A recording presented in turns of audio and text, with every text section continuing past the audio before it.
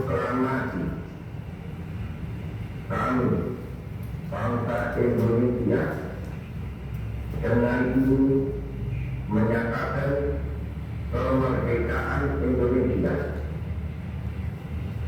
Hal-hal yang mengenai pemindahan kekuasaan dan lain-lain diselenggarakan dengan cara saksama dan dalam tempo yang sesingkat-singkatnya. Jakarta,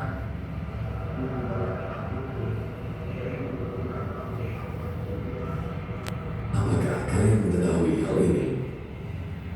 Rekaman teks proklamasi yang selama ini kita dengarkan bukanlah rekaman asing pada saat momen bersejarah kemerdekaan bangsa Indonesia. Rekaman tersebut dihasilkan melalui proses negosiasi dan upaya meyakinkan Soekarno untuk mengucapkannya kembali, dan baru kemudian direkam.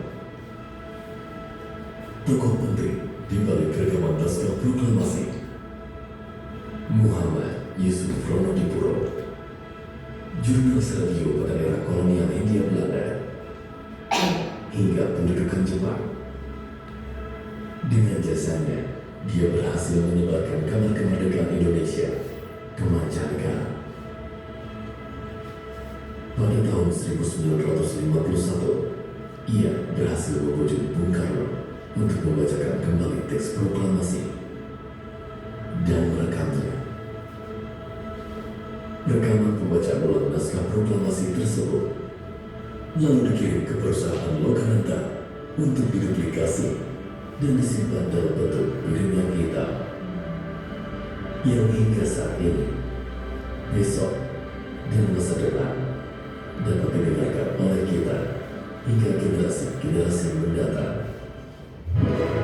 Ya, teman-teman.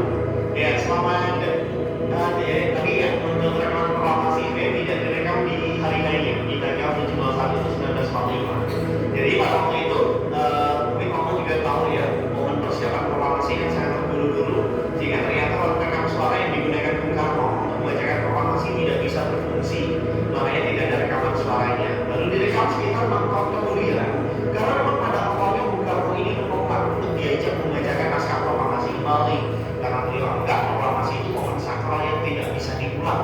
Tapi untung ada Yusuf Ronodipuro yang waktu itu menjabat sebagai kepala stasiun RRI yang akhirnya berhasil membujuk Bung Karno untuk membacakan naskah proklamasi kembali di tahun 1951. Nah, kemudian itu direkam di Jakarta, dan hasil rekamannya audio masternya dikirimkan ke Lokananta untuk kemudian diduplikasi atau diproduksi menjadi piringan hitam. Dan teman-teman, nanti masih bisa di sini lagi di sesi free time. Mari kita bisa pindah ke ruangan berikutnya di ruangan